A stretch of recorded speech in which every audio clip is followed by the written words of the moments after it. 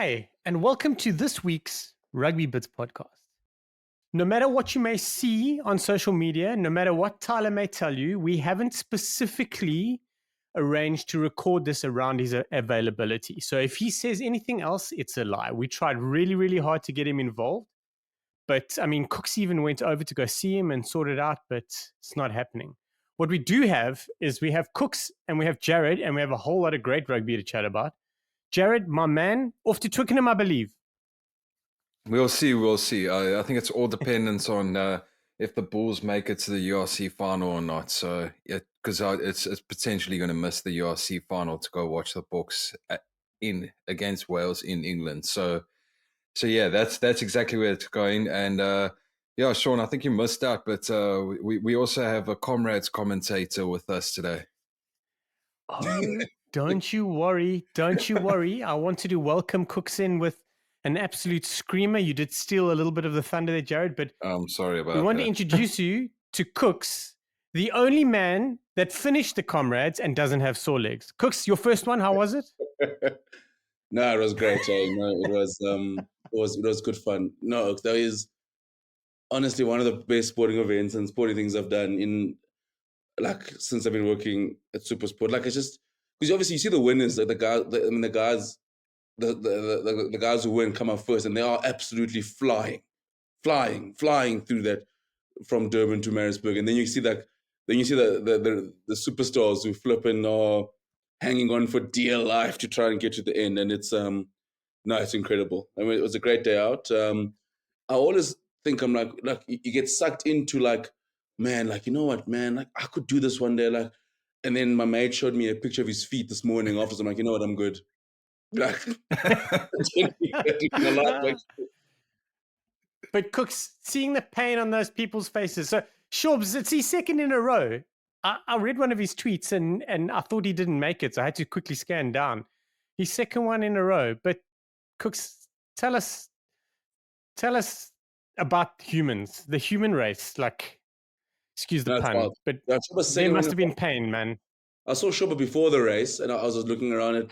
Saw him at about probably like 4:45, deep in the zone on his own, just in his own thoughts. But managed to chat to him before. I missed him on the race, but no, because I was at the biggest hill of the day, and that's like, and I was at the top. And at the top, there's about 6Ks left. So by the time people got to me, they were absolutely battered. They were like, if they couldn't, I'm sure likely they couldn't swear on camera. Otherwise, they'd have very, very, very harsh reviews of that hill. They just climbed. But I mean, as you could see, you saw battered faces there. People like were absolutely broken coming up that hill. But like they're like 6Ks left. The worst part is, I mean, I was on the last cutoff, so I had to interview the last person cut off after when they closed the gate, and like Kooks go grab the first person, and like one lady was in tears, and like one lady was like probably like 30 centimeters. They basically closed it like on her. I'm like, oh no. And it's like, because from there, I mean, obviously it's to the end, and you can just see like, and by the time they get there, bear in mind they've just ran 11 hours 20 minutes. That's the final cutoff. No, it was, and then the buses come to pick them up. No, it's brutal. It is absolutely brutal. Jared, you're nearly at that age and that part in your life when running starts becoming appealing. Have you figured out the first race that you want to do? I don't know if I should justify this with a response, Mark. Let's be honest. I've done an ultra marathon. I've done a couple of 21, so I've come and gone. I'm now probably maybe doing some for fun. Got a couple trail marathons coming up, so I think you're the only one left. No, I'm like a proper forward, man. Like that running thing doesn't do it for me. Like there's no appeal. Like maybe the bicycle, but even then, that's like pushing it. Like it's not gonna happen. Like it's more likely that I'll go do like the paddle ball or something like that. Like, or try to revive my rugby career. I have a few mates that have not played for about 5 or 6 years, and then all of a sudden they're back on the pitch. So that's the route I'll rather go. Don't do it. Don't anything. Yeah. Do not see my recovery of my knee. Do not go near a rugby field. Oh. So let me tell you a funny story. Obviously, the Cape Epic's quite big and all that, and we've seen. I think John Smith's done a few, but a couple of the backline players, Joel Stransky, I know, has done a whole bunch. So Robbie Kempson was preparing and going to do one. So I was chatting to him. He's like, "Yeah, no, it's like it's on. So he's gonna give it a go." I was like, "Cool." Off he does his thing. So I chat to him. I think he was he had already moved away from Cape Town then, and then I chatted to him like a couple months later. I was like, "And how was it?" He goes, "I'm never fucking getting on a bicycle ever again, ever again." He was just straight up like, "That is the worst thing I've ever done in my life." And you, Jared, saying that, "Oh, you're a bit worried about something like that, you'll do something else." I think it's exactly what Robbie Kempson felt like. When you got a whole bunch of guys like John Smith who's back for more. Kooks, bicycle, running, swimming. What's your marathon of choice? No, running. I don't know if really like. I've done like trying to cycle in the gym. Like you go and like. I remember when I was doing a bit of knee rehab, so I couldn't run. And I was still training for my first ever half marathon. I had to go like cycle for about 20 k's in the gym. It was about, I did in about 50 minutes, but it was the worst 50 minutes ever because my bum was so sore the next day, and it's just, I'm like, I can't do that the whole day. So I'll stick to running. I'm actually running soon again. Or like Harry Potter marathons, The Office, something like that, Kooks. Yeah, those are the perfect ones. Yeah, I can do little suits marathon. Swimming is out. There's no way I'm swimming in like I'm swimming into the current. I mean, I can swim before other viewers here and you must think, oh, because it's a black guy. No, I can swim. I just choose not to swim in the ocean. So I'm actually, just a quick shout out to all the Ocean's 8 swimmers. I was actually meant to do a charity swim this coming weekend, but I've had to pull out because I've been a little bit sick. And yeah, I'm bummed. I've been training and trying to get ready for it, but 8-mile swim coming up this weekend for charity. But fortunately, they've told me I can swim it next year. So I'll do the swimming, and then we can work out the rest. We haven't figured out where to fit Jared and Tyler in just yet. Having said that, Jared, Cape Town 10s with the boys doesn't count. But if it means you get back in the groove, then so be it. Okay, on to probably one of the biggest weekends of rugby in a while. And I'm saying that because the top 14 had the final round. The Pro D2 had the semi-finals. Semi-finals? The final. No, the Pro D2 had the final. The Premiership had the final, and the URC had the quarterfinal. So it was jam-packed with the whole... the PWR, the Women's Premiership, had their semis. And yeah, so there was a lot of action. I think it's only right they will kick off with the South African side of things, which would be the URC, and then I think first phase. Kooks. We're not the barbarians here. We do believe in setting up, good line out, good structures. We're not just going to go wide immediately. Well, we all know what kind of coach I am, eh? I'm just kind of balls to the wall. Play what's in front of you. That's what happens when Tyler's not here. We don't have a Blue Bulls fan to keep us in check. He's a very worried Blue Bulls fan, I might add. Cheapers. They might have Jared playing in the league this weekend. Yeah. We'll get into that. Right. This week's first phase, which I obviously forgot about, is, and I think it did come from Tyler as well, is let us know what I was wrong about this season. So it's about this season alone. And I think Tyler got it kickstarted with a Tommy Freeman chip. So Tyler doesn't rate Tommy Freeman. I'll be very honest. I quite like Tommy Freeman on the wing. I don't really like him at center, but I will say one thing though: he's flipping played out his socks this season. Yeah, it was quite something. So we'll go into the first one. So Ringo Rian Lowe, who we have a little bit of a tete-a-tete with week in and week out. He can't really take any heat this time around because the Lions didn't play this weekend. I suppose that is heat on its own. But he says his reply. Why didn't they play this? Why didn't they play this weekend? You got to clarify that. because of the Ospreys. We don't want to get into Ringo summoning his inner Kooks by hating on someone. This team, he actually has a reason to hate on, unlike you, who just randomly pulled someone out the hat. So, yeah, no, they didn't make it. They played well, didn't make it, but they got some representation in the Springbok squad. But Ringo went, his cake net warrior, Mr. David Creel, has shut me up. Maybe I like him now since his brother has been so good south of the Yxgay. David Creel has had a season, let's be honest. Jared, where you at with David Creel? Oh, I think he's brilliant. I think he's a great shout actually, because a lot of people saw Jake like moving him from fullback into the centres, and they're like, "What the hell are you doing?" Jake just doesn't like playing guys in their like general positions, but he's been fantastic. Like he's played like a Springbok this throughout the season, and yeah, probably going to get that cap. Whether he's playing he'd probably end up playing at wing to get that cap, but he's thoroughly deserved it. And yeah, a shout out to Ringo. I saw with the Springbok squad coming out, he said no happy birthday tweets from the Lions this time around. Fair play, they've deserved it, all of them. Oh, well played. Jared, what's yours? Where were you wrong this year? I'm trying to think, but like I don't think mine was a player. I think it was like just maybe Munster. Like I for them, I think they were. I thought they were going to have like a similar season to what they had last year. I know they won the URC, but they weren't on top of the log. Like they had to go away the whole way through the competition, and I just thought that they would have a very similar season. And they've just kicked on and finished at the top of the table. So yeah, I think maybe them. And if I was to say like, oh yeah, I was wrong. Another one that I was wrong about was Montpellier. I thought they would have a decent season this year, and that's been fucking completely the opposite.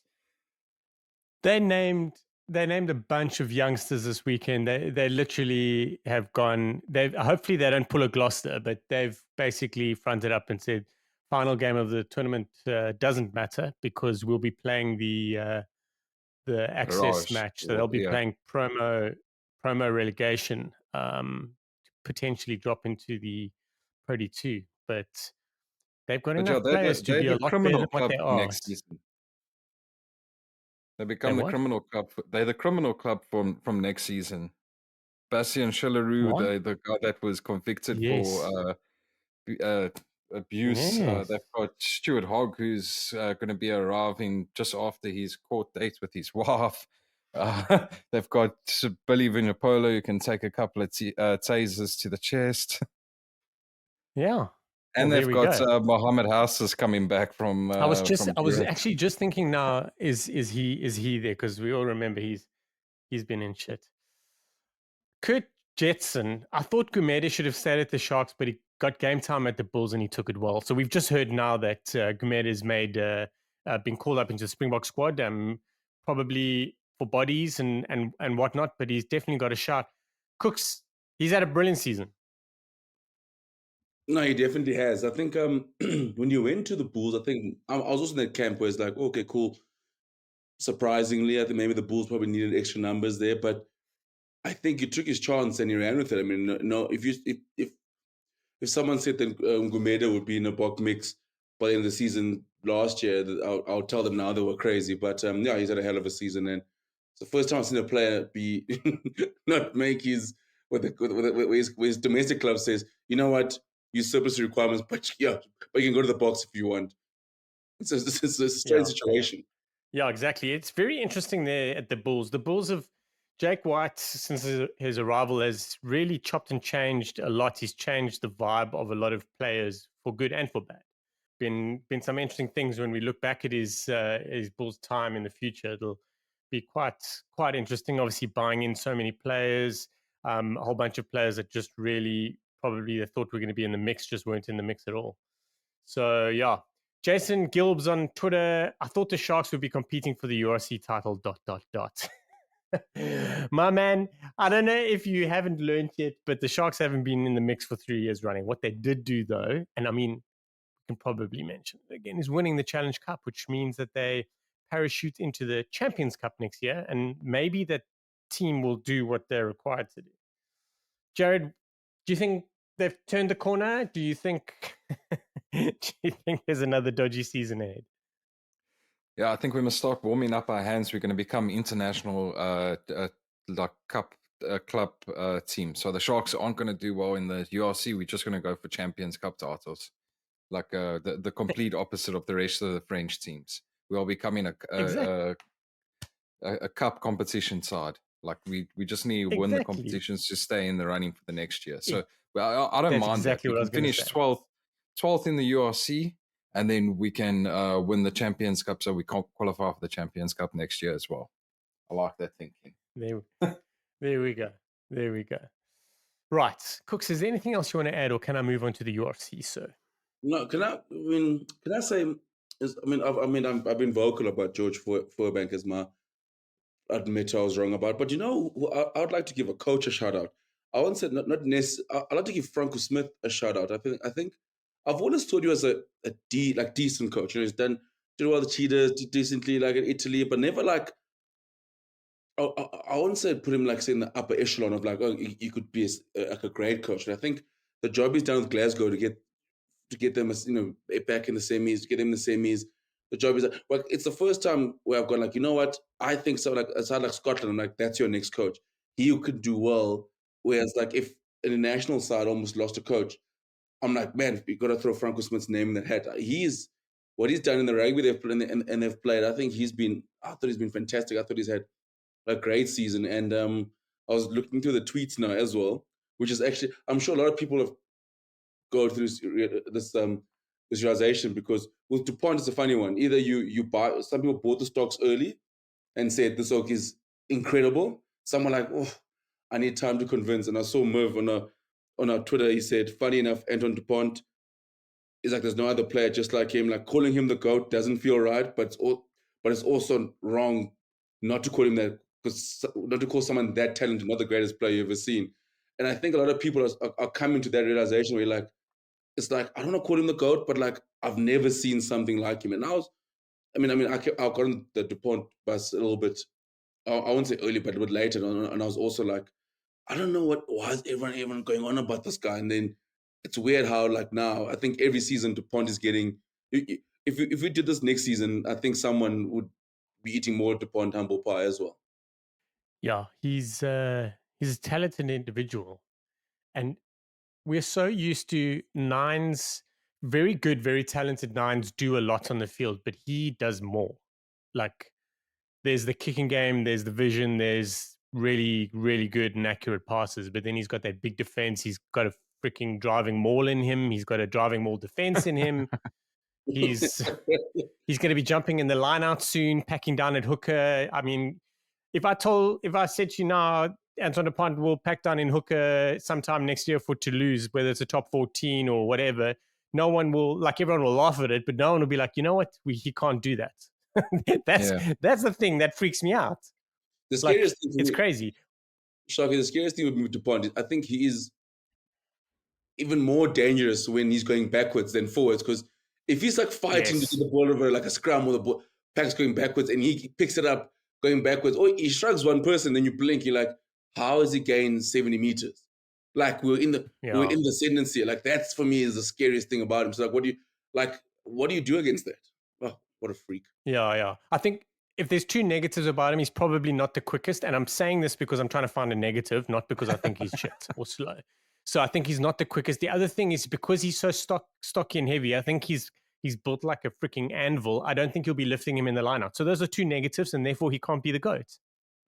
You say that, and that he's not the quickest, but like, are we sure that we've seen DuPont like sprint properly before? Because like half the time people are just, like, you just saw him, like he runs the last 22 meters like untouched. Like everyone's like, oh shit, okay, DuPont's through. Like it's a try now. Like even if we do try catch him, he's just going to offload to somebody. So they're just like, oh, okay, cool, let him go. But yeah, Kooks, I did want to touch on Franco Smith there, and I think you're right in saying that he is underrated. But I think that's like sort of like the Cheetahs, like it's because he coached the Cheetahs. Like the Cheetahs are always known for like playing above their standards, and like he did a great job at the Cheetahs. But like I think if you do a great job at the Cheetahs, everyone sort of thinks, I know, well, it's just like a normal coach, because the Cheetahs are always like overperforming for what they have. And to extent, Italy, it's you either terrible or you like a decent coach kind of thing. And I think of him taking up those two jobs, like sort of clouded everyone's judgment around him. And then when Rassie came in with the Springboks, he decided to step down to go back to the Cheetahs instead of carrying on as attack coach. So, yeah, I think he's getting his deserved flowers this year. There you have it. If we're going to look at a Springbok coach moving forward, I think you can't really look past Johan van der Kraan. I think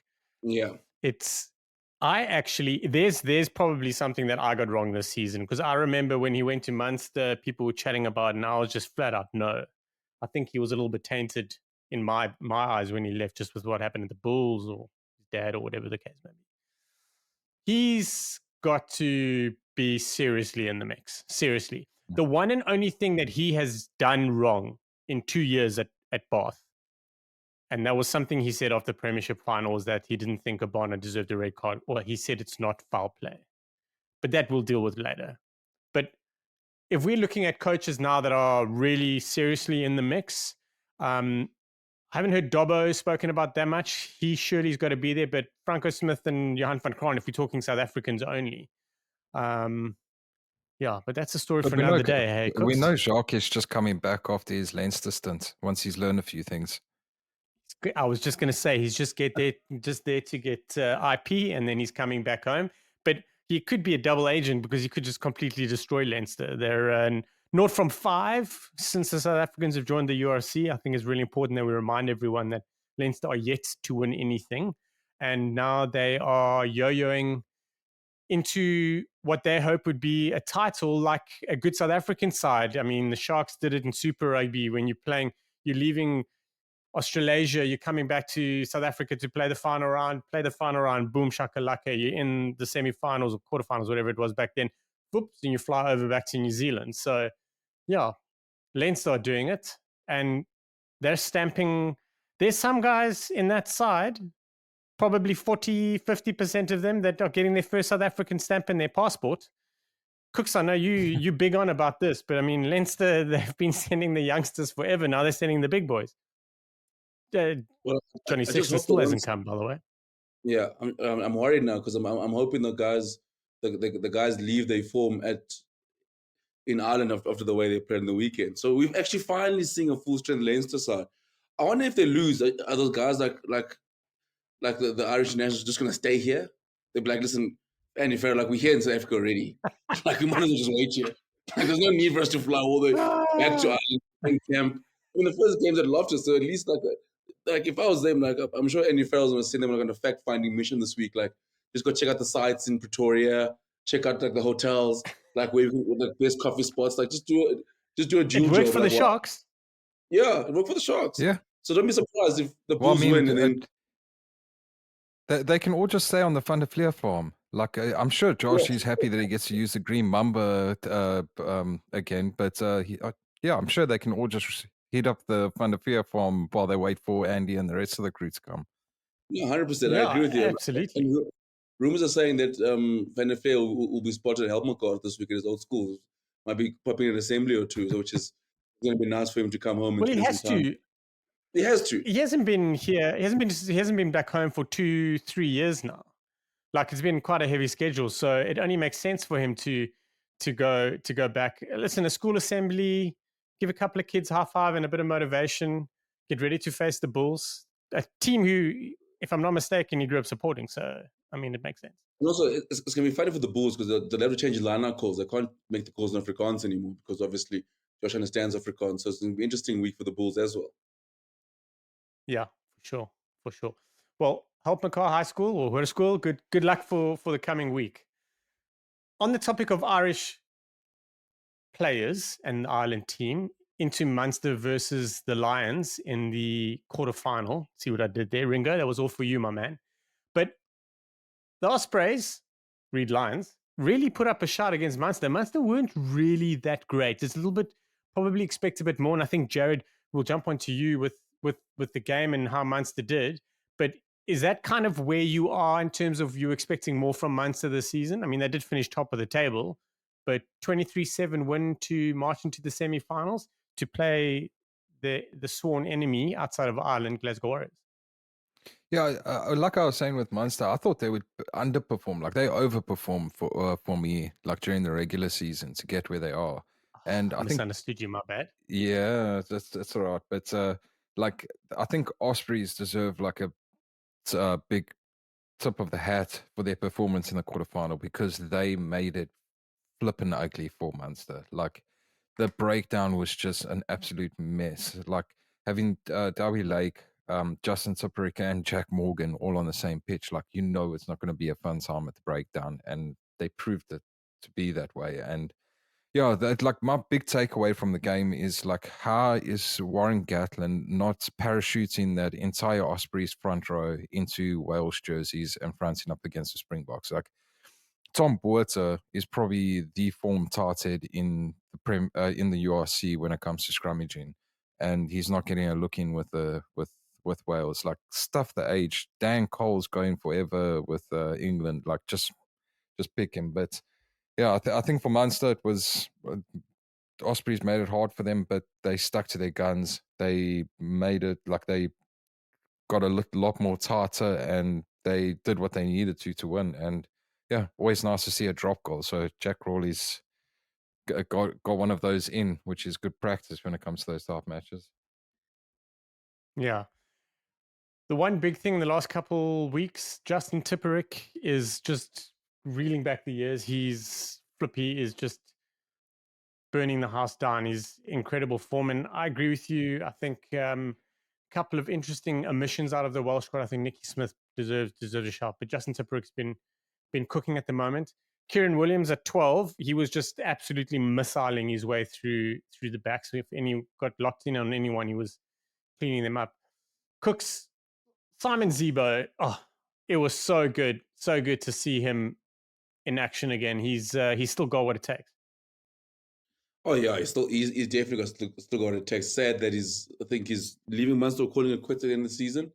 But no, he was all class. I think Munster's a like I love Tyler's tweet earlier in this a couple of weeks ago, and he was like, "This Munster late run won't fool him again," because we've seen them do this before, where they find ways to win, especially this time of the season. But and also they've got enough quality where I think like in a quarterfinal, like similar to the Bulls game, where as much they struggle, they've got enough quality to bail them out of trouble. And we saw the Bulls like with Kirtley and Villy, and the Bulls may just made big plays to get them out of trouble. The same as Munster did. So which I still think for Glasgow it's going to be a tough game for them, because I can't see Munster. Also, they played badly because Ospreys were good, but I think they'll be a lot better come this weekend. So it might be a tough weekend for Glasgow. Yeah. Jared, any guys out of the Munster side that have really put their hand up? I think for me, Craig Casey's been incredible, and obviously you mentioned Jack Crowley, but anyone else that you're expecting a little bit more from moving forward? Yeah, I think John Hodnett is a machine. Like he's just a little tank. He doesn't look like a pro rugby player, hey? Yeah, He looks like a dad bod at the pub having a couple pints watching the Ruggers. Yeah, and was it off the URC final, the semi-final, where he was standing there with Peter O'Mahony and he sweared on live TV and yes. Yeah, so he's fantastic. I think he's a great player. It's unfortunate he doesn't fit into like Ireland's mold and that, and maybe he can twist their arm. And they get a really good double punch in the 7 jersey when Alex Ken Dillon comes on. I know Ken Dillon often will come on for Peter O'Mahony, but they got a lot of quality in their back row. So yeah, I think they'll be cooking. And yeah, you have to admire a tight head prop that's going straight down deep into their 30s. And Stephen Archer won a clutch penalty 5 meters from his line. So yeah, after Ospreys dominated the scrums for the whole of the first half, then Archer comes up with that. So yeah, there's a lot of quality in that Munster team, and it's a bit difficult to pick holes in it. I think they just need to worry about injuries. I think Nankervo's back this week, which is a great boost for them. Yeah, I was actually going to touch base on that because he's very important for them. I think we all probably highlighted that when he signed for them last year, that the Munster fans are going to be happy, and they fell in love with him very quickly. He's a great player, but they really, really need him if they're going to go deep. Just so I'm clear, the Bulls need to obviously win to make the final, but they need Munster to lose, and then the Bulls will host the final. So there's a hell of a lot going on. On the topic of the Bulls, who, let's be honest, were not great. I don't think there was a South African side that was great this weekend.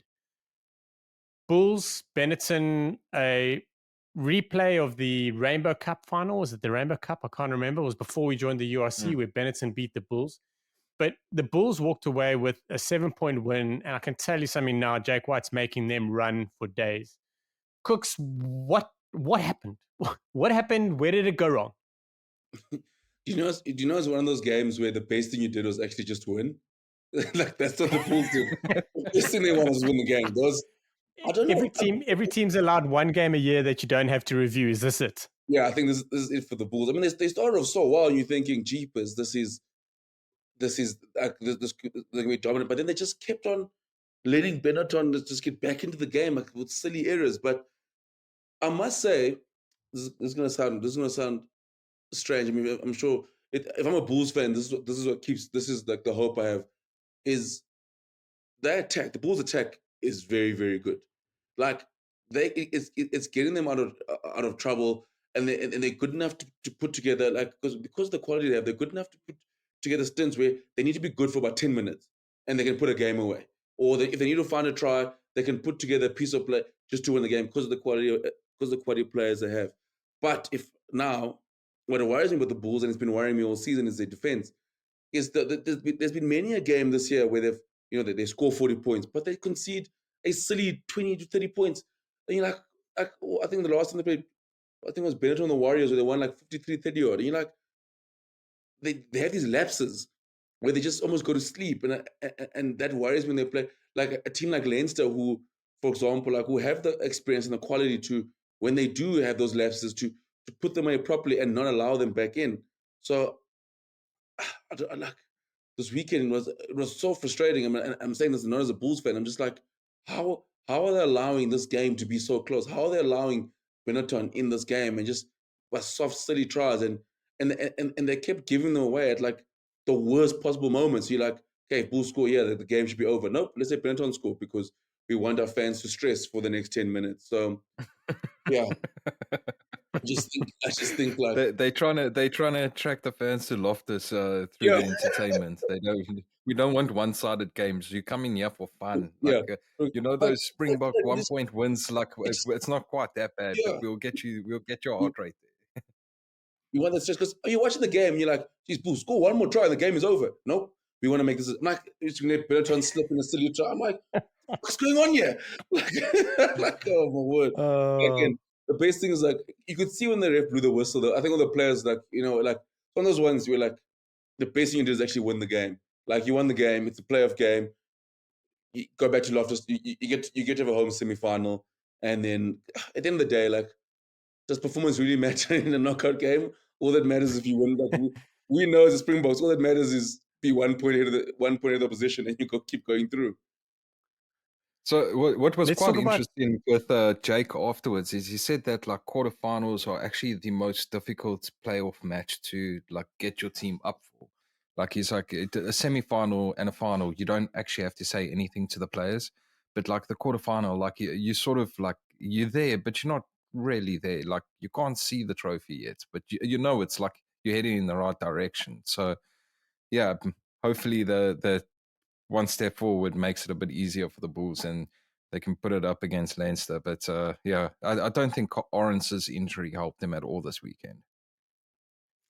Just going to jump on that. I was going to say the good and the bad out of it was Curtly Orance. I mean, the man is, I think, is probably a shoe-in for player of the tournament.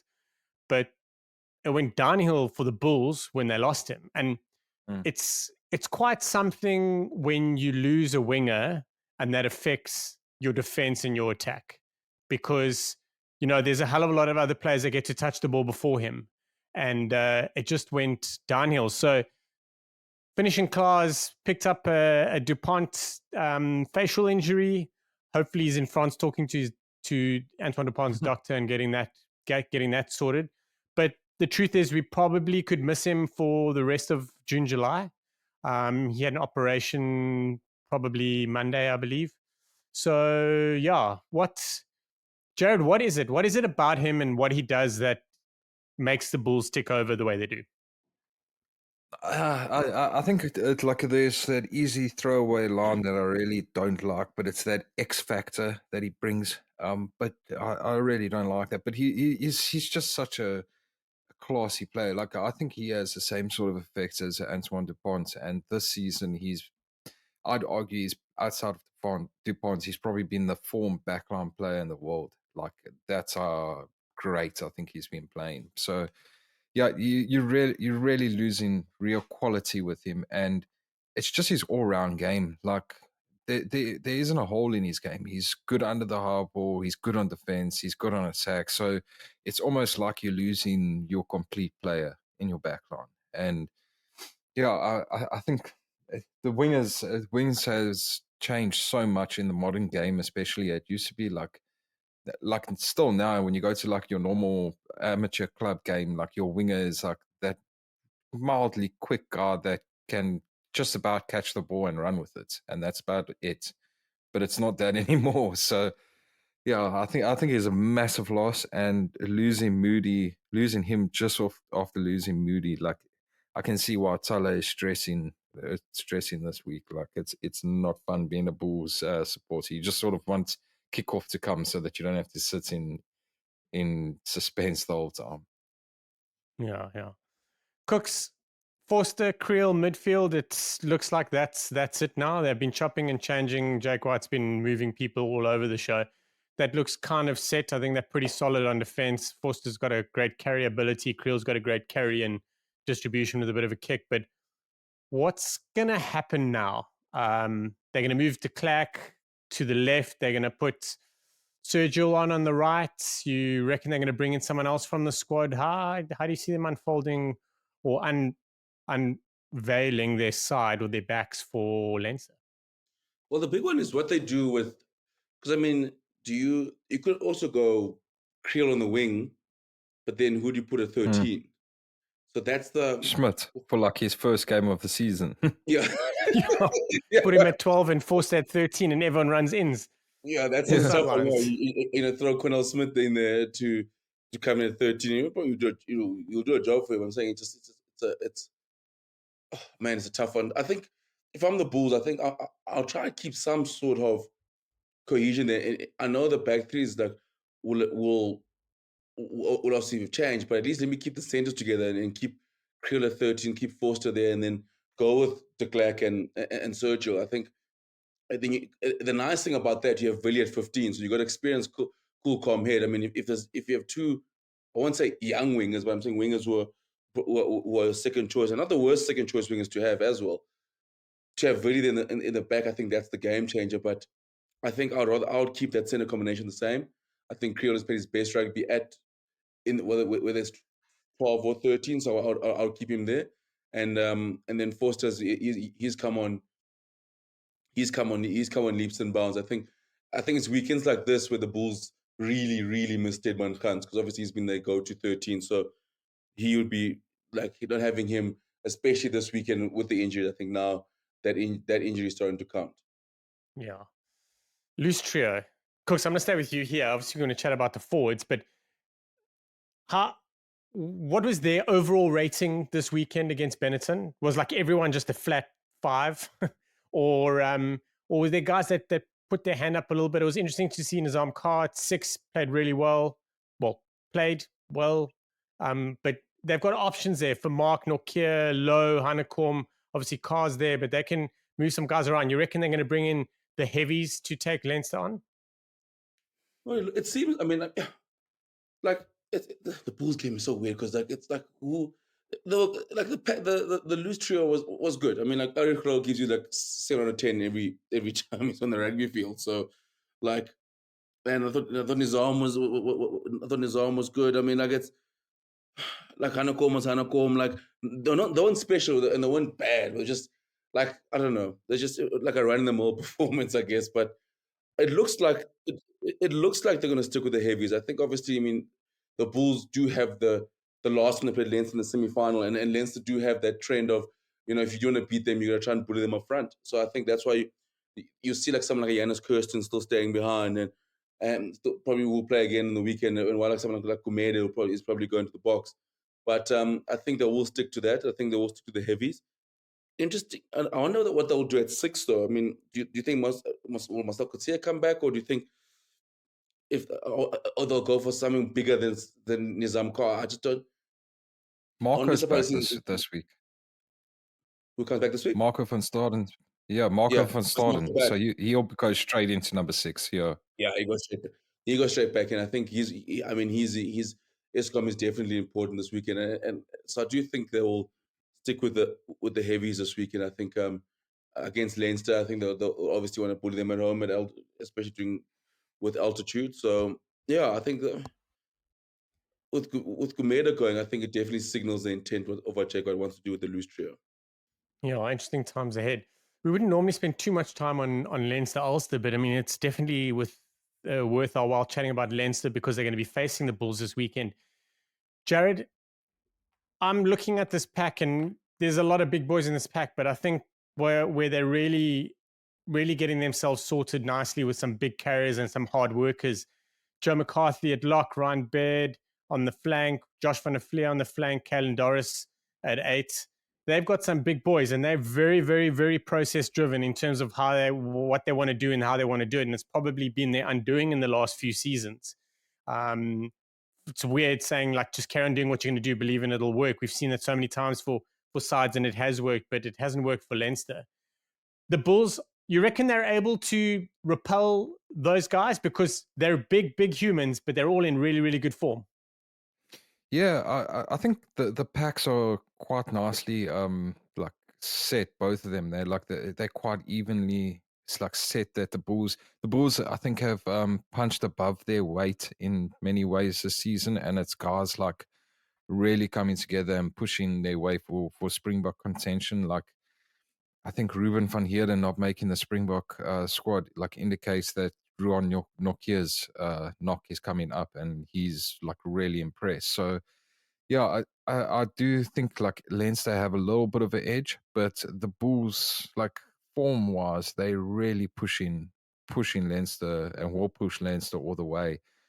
And then I think it will come down a lot to the bench performances, and like I don't think Mark Alatoa is the greatest scrummager going, so the Bulls could target that in the second half. And yeah, perhaps having someone like Marcel Coetzee and Janus Kirsten both coming off the bench, like freshening up after 15 minutes, like you let Hanekom go mad for 15 minutes and you bring Coetzee on for the last 30. Like I think the Bulls can get a good 80 minutes out of their entire pack, and I'd expect both teams to go 6-2 for this. So yeah, I think it's going to be a monstrous been floating around a lot this weekend. Sorry. In Premiership final as well, 6-2. Yeah. Both of them. Yeah. Kooks, I was actually going to get you to chat a little bit about the front row. So Leinster won 43-20, beating Ulster. A lot of people were saying that it was Ulster's time to beat Leinster. Kooks, do you think that which pack do you think has got the best shots? And I'm talking about the bench, including between Leinster and the Bulls, because did they do enough work? Did they work hard enough? I would have loved to have seen like a 21-20 game where Leinster had to work really, really hard for it. It didn't happen. It was a little bit of a cruise for them. These guys are not traveling to South Africa. Who's got the edge in the front row? It's looking like Leinster comfortably for me. Shocky, we just watched Leinster play rugby for 110 minutes the other week, and 100 minutes the other week, and how much harder do you want these Oaks to work? They need 100 minutes every week, bro. They are now even more the enemy this week. I think starting wise they pretty. I think it's a tough one because the Bulls back. Leinster obviously, I think with starting wise, I think Leinster sneaks at Leinster's got a better starting pack. The names. Like you got Kellen Doris. Island pack minus Peter It's the Island pack basically. But I think the Bulls sneak it on the bench. I think the Bulls got a better bench got a better bench. I think there's a big drop off in quality for Leinster on the bench. I mean, like Jared mentioned, like Michael Elotoa, decent scrummer. Cian Healy's like 94 years old. Like there is like, I mean, like did you have the pack on the bench is decent, but I think the Bulls have a better option there. But yeah, I think for the Bulls, I think to win, they've got to. I think if Joe McCarthy has a good game, I think Leinster wins. And like someone like that is going to be so key this week. I mean, he was unreal against Ulster on the weekend. He was, Kooks Island's got a gem there, and I can't wait to see him against Evan Esabeth in a couple of weeks' time. Well, I'm sure this weekend's a little appetizer for South Africans who've not gotten to see him. So I think, man, he's so exciting. But I do think the Bulls do have. I mean, I think the Bulls can match him up front, but I think that the Bulls bench might be the difference. Like Jared mentioned, I think that's where they can target the Leinster forwards if they get to the onslaught of the starters. We also see Handre Pollard go deep like every single game, and now like it's his real test. Can he do it in a hot day at Loftus? So like that's really going to be. He has to do it. Yeah, he has to do it breathing through a straw. Yeah, exactly. And like you say, Kooks, there is a bit of a drop off to Cian Healy. Like he's a proper scrummager, but they lose quite a bit around the park when Cian comes on. We've got to address the elephant in the room. Yeah. Perhaps I've made this elephant up, but Ross Byrne, I think they're struggling at 10. I can't really put my finger. I can't really tell him that he's to blame. I feel that they're missing that guy that really takes control, which Sexton has done for so many years. So whatever Sexton said, everyone did, and they're committed to doing it. Same as whatever Antoine Dupont wants to do, everyone does. That's just the way it goes. The weak link is at 10 for me, but also I think that Kieran Frawley has to start. Whether he starts at 10 or 15, I think they'll need Frawley. So, Jared, how's it going to unravel? What's the feel there about Ross Byrne and fly half? What's happening? Is that their weak spot, or is it not their weak spot? And I'm kind of making shit up. No, I don't think you're making it up. I spoke to some of the Munster guys about it and like trying to get an idea about it. And they said to me, Leinster are buying all these players for next season, Ahia, Geordie Barrett, and what they actually buy is Handre Pollard, is what he said to me. Because they said like for the Leinster system, Handre Pollard would fit them perfectly. And it is exactly for those reasons. Handre is not always the most hands-on fly half, but he's a quarterback. He like dictates, sorts everyone in their positions, gets everyone on singing on the same hymn sheet. So yeah, I think that is a bit of a problem with Ross Byrne, and it's always difficult to like. He was always playing like second fiddle to Sexton and trying to like push his way through, and yeah. I think one of the biggest problems, particularly from that Champions Cup final, was Byrne's kick into touch. Like he doesn't get a massive amount of meterage on his kicks when it's come into those clutch games. Like he's more safe about it. He doesn't want to try get into that 5 meter line. And if he does try to take the gamble this week against the Bulls, I think it's going to be a long game for the Bulls. You know what Ross Byrne reminds me of? Not ability-wise. He reminds me like his situation. He reminds me of Aaron Cruden when he was always Carter's backup for so long, and then he got he's getting the time as the starting man, but there's like, because Sam Pendergrass is the future, and they're just grooming him. And when Cruden was there, it's like Barrett was right there. Barrett got the reins and then just took off and running. So I think it almost feels like Ross Byrne is the filler until Pendergrass is ready. And like, but they also like hinging their bets the whole time because they've got Harry Byrne there as well. So they've got 3 guys, and nobody's really like. Nobody's getting. Yeah, exactly. Frawley as well, and nobody's been given the jersey and said, "This is your jersey." Like for the next 10 games, this is your jersey, and we backing you for the next 10 games. If you play shit, I'll start you next week. If you play shit that week, I'll start you the following week. And I think you need that as a fly half or in a Yeah. position like that where it a lot of the game relies on you. And Leinster play like that. Like the entire game is revolved around their fly half dictating things and shifting them around the park. And the worst part is, Jared, if you notice, like, sometimes like Sam Pendergrass will get a longer run at 10 because he's playing 10 week in, week out URC because you're resting the like Ross Byrne for you're resting Ross Byrne for like Champions Cup, and you go like, oh, geez, actually the form guy is like Pendergrass or Frawley at 10. So I think I saw a tweet last week, one of the Irish accounts were talking about how Leinster does have a fly crisis because they've got about 4 of them, and they're all not getting enough game time at But 10. they don't have one. They've But got they don't 4 have- of them, but they don't have one. I mean, I think they do have one in Pendergrass, but unless either give him the keys now at his young age, going, listen, bro, like, here's the keys. That's what I would do personally. I go, here's the keys. I think he's the future for Leinster and Ireland. I mean, I think so. Either here's the key. There's only one way to find out. So if going, listen, here's the key. You're gonna get time in the saddle. You are 10. Take us to the promised land. And I think I'll do it now while he has all this experience around him. While he has the likes of there's Henshaw, there's James Lowe, there's you have Jason Gibson Park around you, because you don't know give him the run now when those guys sort of fall off a hill, say in 2 years' time.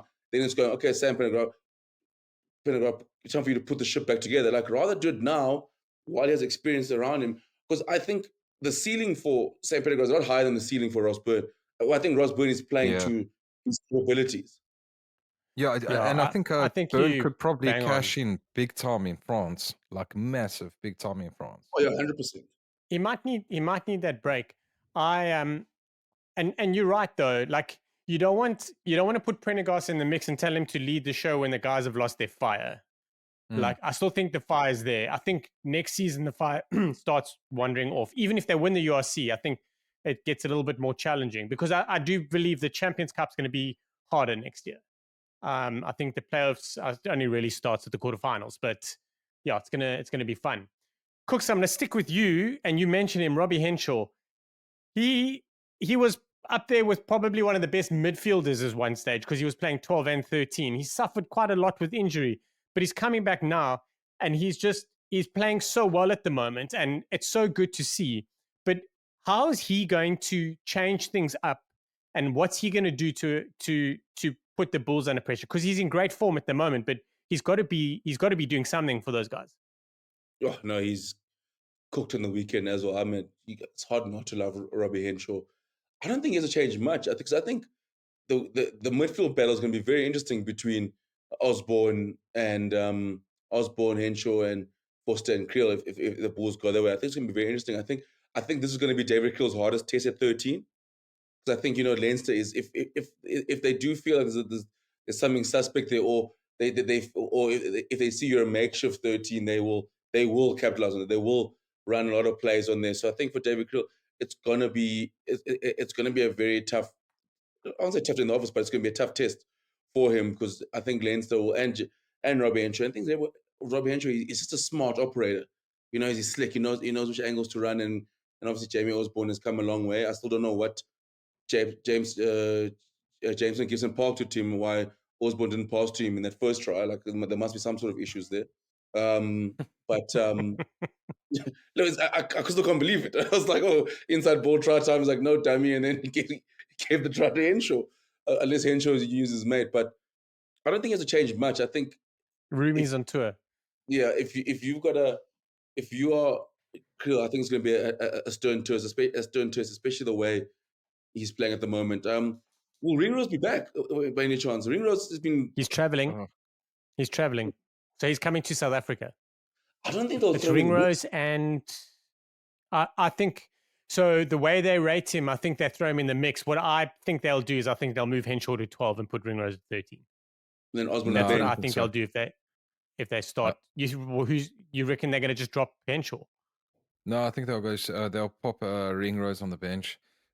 The Osborne's just got too much of a boot to not use it on the half out. Like, if you've got Osborne and you've got James Lowe kicking like that, and if you've got Jimmy O'Brien at fullback, you've got kicking options for days. Like, I don't see them getting rid of that. So I think if they if they do bring Ringrose back, they add in him on the bench, and then they go 5-3, so that they can That get is such a Frawley great and call, but Ringrose. I think you've made such a great point on Ringrose and the kicking options. But what I will disagree, and you've just mentioned, I don't think they go 5-3. I think they go 6-2. So then So Ringrose what do you just do with comes out for Ringrose the then? trip. He just comes But for the do you trip. risk? I don't, Yeah, but do you risk Ringrose now? I mean, if you go 6-2, I think like I almost encourage with Jared. If you, I don't think. I mean, for Ireland's sake, they would risk Ringrose if he's not 100%. Unless again, well, guys, he I'm telling you, he someone's hasn't played down since here. February or something. He Yeah, played like guys, 10 minutes in the Six Nations. Leinster want to win more than they like Ireland, believe me. They all I'm want to win saying the is, URC more. look, all I'm saying is, someone has to come here to scout Pretoria. Who better than Ringrose, who probably will start the first game? Like while the guys are training, he's just walking around Pretoria. You're going trying to besides guys. You go to Menlyn Mall, checking out the sites, just looking which is the best safari. Someone's going to do it. Someone. I mean, obviously George van der Vliet will be training. So I think they'll make the Ringrose call on Monday. Like, can you train? No, I'm out. Okay, cool. Sightseeing for you, and then report to Andy Farrell. Jared, and then I'll go to you, Kooks. I need you to name the most dangerous player in the forwards and the most dangerous player in the backs for Leinster. Jared? I think Kooks and I'll probably go pretty similar here, but I would say I'll go different just because I think Caelan Doris it just edges Joe McCarthy in the pack, and then for this game I would probably say James Lowe for the Bulls Leinster game, and because the Bulls are going to be making those changes on the wing, so that's the only way the only reason I'm going with James Lowe. Oh, I mean, I think I'm gonna go Joe McCarthy. Yeah, I think. Yeah, that's why I Never changed the saw that platform. coming. Yeah, never saw that coming. Yeah, if you play as well, I think Leinster win. And in the backs, I think Gibson Park. I think if he kicks well, runs the show, I think they would. I think he's probably the most, especially the chat we had now about the tens. I just think the deeper Leinster go, the more they rely on Jameson Gibson Park in terms of controlling the game. So I think if the Stormers can find a way if the Bulls can find a way to nullify him, I think that goes a long way for them to beating Leinster. Right. We've been trying to avoid it, but now we have to talk about it. The Stormers are out of the URC, so winning it the first year, losing in the... Did they lose in the final last year? Yeah, they lost in the final. And now they're out in the quarters. It was probably the most disappointing performance by the Stormers in a knockout game that I've seen in a really long time. Probably one of the most disappointing performances in a while. They've been having these performances more often than not, but I think they got back in the groove. And actually, when I saw the injuries that they had, I honestly figured the Stormers were done for. That's before I saw the conditions on the night, which I really feel that they could have done a lot better with, and they didn't. But for me, Angelo Davids, I'm not a massive fan of him, but he really does do a good job on defense and attack. So it was Davids, it was Roos, and it was Willemse. If you look back at the season, if most of the Stormers' front football is generated by one of those or because of one of those players, those are the three guys that I feel that will always make advantage line and really create front football, allowing the Stormers to get in the mix. And they lost it, those three players, and and I was unhappy. I really thought, 6-0 at halftime? I can't remember exactly. It was, I think, listen, it's shit. It's bizarre not scoring a point in the half, but I agree with the commentator. Well, I agree with the panel. They said that they shouldn't have taken those kicks for goals. I think it was Swayze, and I agree with them. But 6 points wasn't big enough for me in the first half. I thought the Stormers, if they managed the game correctly, were in a good place. It didn't happen. Jared, why didn't it happen? What the hell happened? What?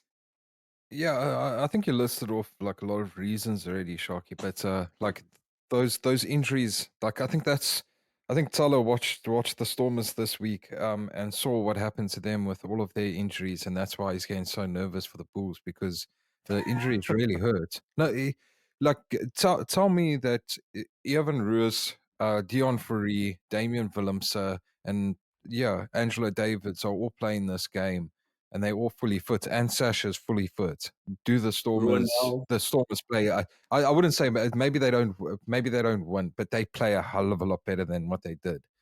And I'm sure the panel the panel saying no, they shouldn't have kicked for goal, but they did go for goal. And frankly, a World Cup winning fly half, a Springbok fly half, has to be kicking at least one of his goals in that game. Like Marnie missed every single one. Like, yeah, you need to come up with solutions on the fly in these games, and the Stormers just didn't have any solutions.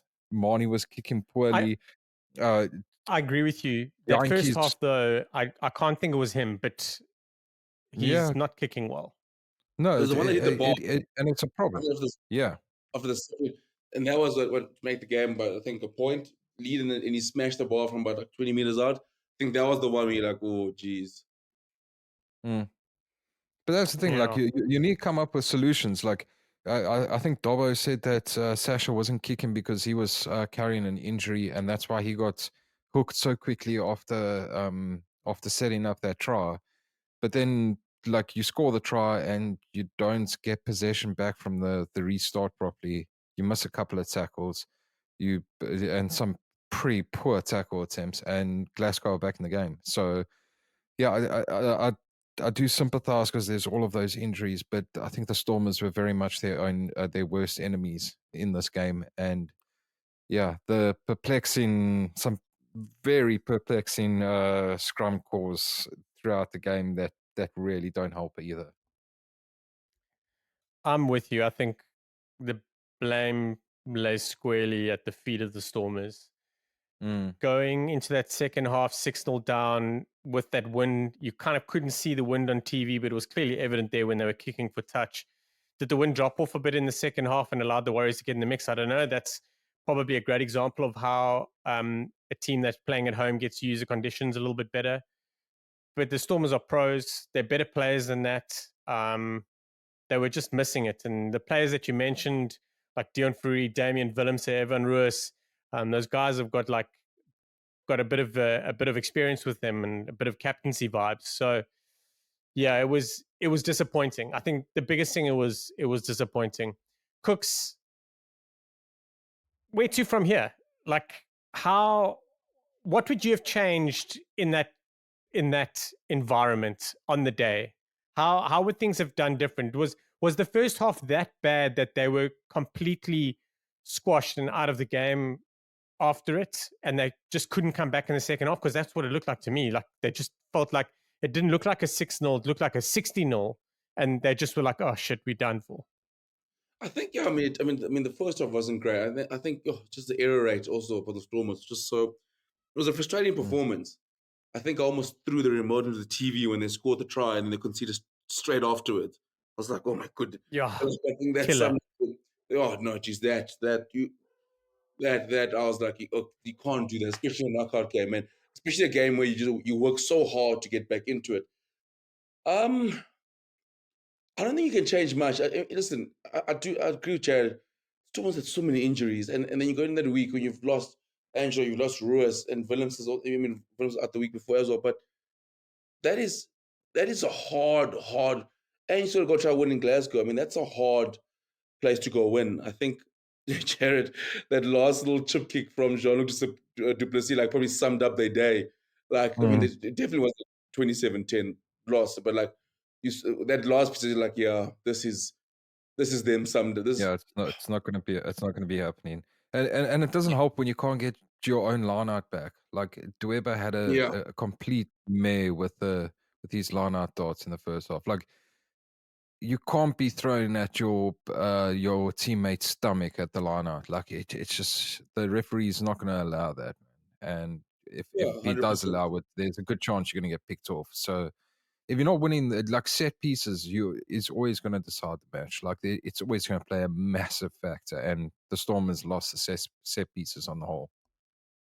even last week against the Lions, they said piece struggled a little bit. It was like a weird thing. It's sort of like the line didn't start off too well, and then they sort of got it back to a good place, and then it started like faltering as in the last 2 weeks. But yeah, and also some weird scrum calls. I thought the killer call for me was when Neerling Forshire in the in the more managed finding well through the middle, got his hands, got the player, then the ref obviously called it for Calais. I was like, and then obviously Glasgow went back to the corner and found a try.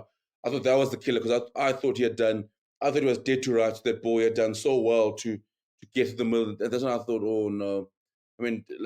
Also, the when also getting taken out and the ref says no, penalty only. But the Stormers were a lot poorer than what the ref did. So, and I think they'll be the first to say so. But if I'm a Stormers fan, I still don't think it's all heartbreak. Like you said, Ronell comes back next year. If the Stormers stay fit, they're still good enough to make top 3, top 2, if they're fully fit. So I think that's the big takeaway. If I'm a Stormers fan, it's it's one of those seasons. We dealt with injuries the whole season. Like I don't think they'll ever 100%. And you still got into a quarterfinal. It's finished top 4, top 5. Quarterfinal where they probably felt like they could have actually won. So so if I'm Stormers, I don't think it's all Handre Pollard just goes out. Almost threw my laptop into social cross in my room. But if I'm a Stormers fan, I'm not too despondent because I definitely think they got more than enough to go again next year. Kooks, next year, crunch game, Libbok, Willemse, Feinberg and Gumazulu, Gelant and Nel are all fit. How do you sort out that back line? I still go with Marnie at 10. Even though, guys, Sasha Ngumazulu is going to be a superstar. Oh my! Can I just say something? Side note. I don't think he's played 10 this season. No, but everyone wants him to be the Springbok 10. That's no. I think he's going to be playing fullback. I think he's playing fullback center for the Boks, and I think it was AP that put it out that they sort of, it looks like the Boks are going to go down like a more playmaker route with the number 12s. And it sort of makes sense when you looked at Jordan Hendricks just all of a sudden started playing 12. Andre Esterhuizen is a bit more of a playmaker. And then you got Sasha and Willemse both like vying for that similar kind of style of play. So it's going to be interesting. I'm excited. I think Kooks, you're 100% right. He's a superstar in the making. And the thing is, Jared, Kooks, I'm not going to let you off the hook here. No, Sorry, you answer and then I'll get you back on. With Sasha, it's the little things he does. It's not like I remember against the Lions last week, those two tackles he made in the try-saving tackle where a quick ankle tap, gets up, makes a last tackle, and then like the try created, the try created, runs a great line on one and offload. I'm like, he does the little things so well that small things you're like, yeah, okay, cool, this guy's going to be world class. Like, it's not normal what he's doing.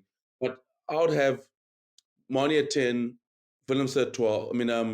Sasha at 12 and Willemse at 15. I think with Gelant I think Gelant and Willemse can rotate, but I just want to see. I would love to see Willemse stay at 15 and just get and almost make it his own. Obviously, because I think with Sasha, is a slightly. I think Sasha's a better playmaker than Willemse, but also Sasha is. I think 12 is a perfect position for him, especially if you have someone like Marnie. And I think Willemse, as good as Gelant is there, I think Willemse in that Gelant role is he's playing off two playmakers.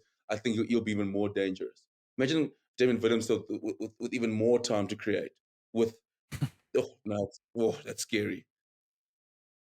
Jared, Willemse next year. You want him at 15, you want him at 10, you want him at 12. Because it's pretty clear Kooks wants him at 15 now. Forget about the Stormers. Where do you see the long-term spaces for him at the Springboks at the moment? On the pitch. I don't think it matters. That is a great answer. Like everyone that's listening just nodded. Yep, that is correct. Just play him.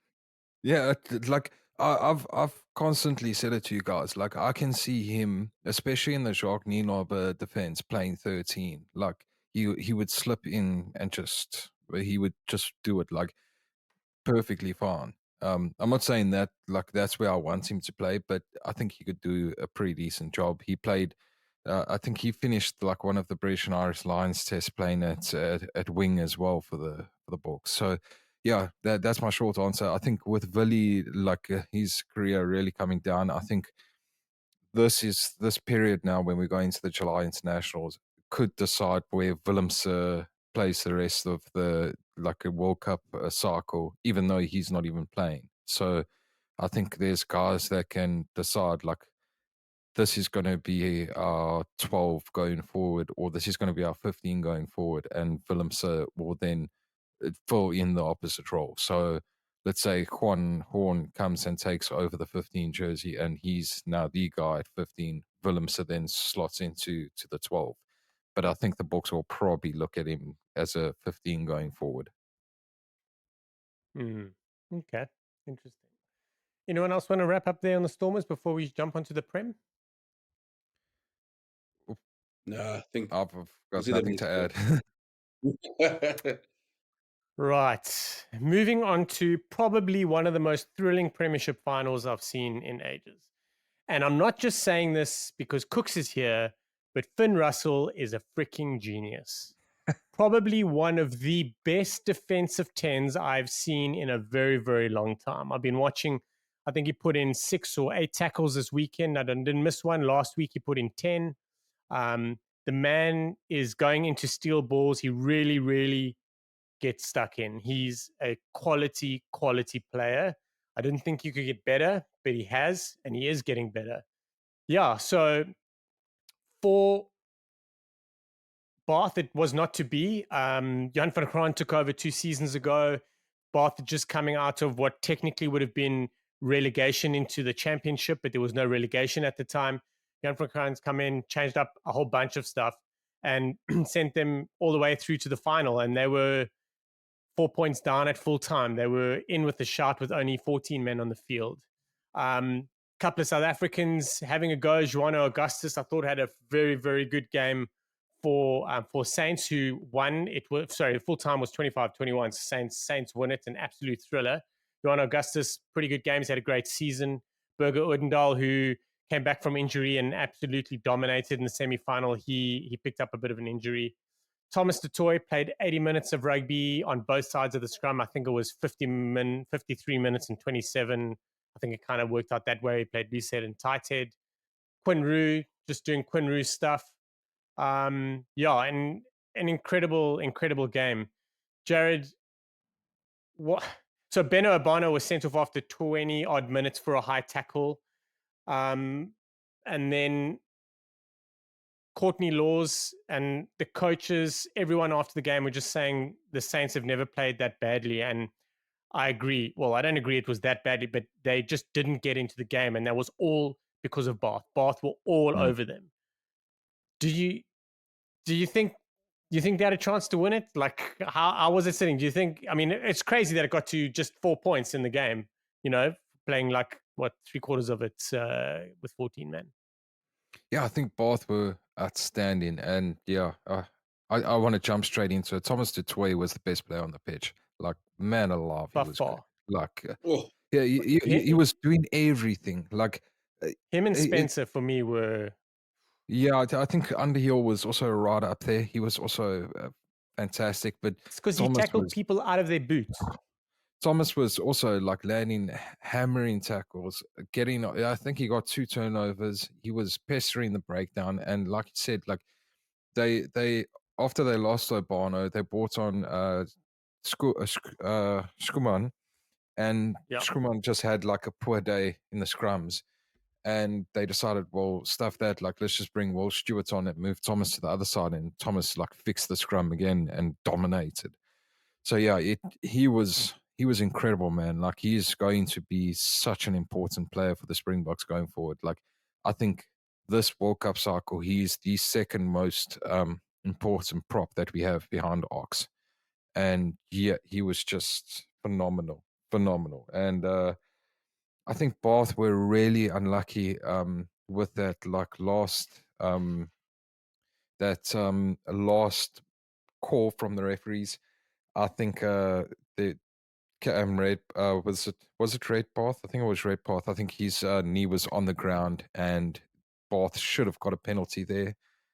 But otherwise, it was a fantastic game of rugby, and I think the Harry and them on the 8-9 combo said that you flip a coin and whichever team it landed on, you would have been fine with them winning, and I think that's pretty fair. Yeah. I'm going to disagree with you on that final penalty. While I agree with you that in technicality his knee was on the ground and therefore it's a penalty, because he's not allowed to rip it, but that is like his knee went on the ground for like nowhere near a half a second.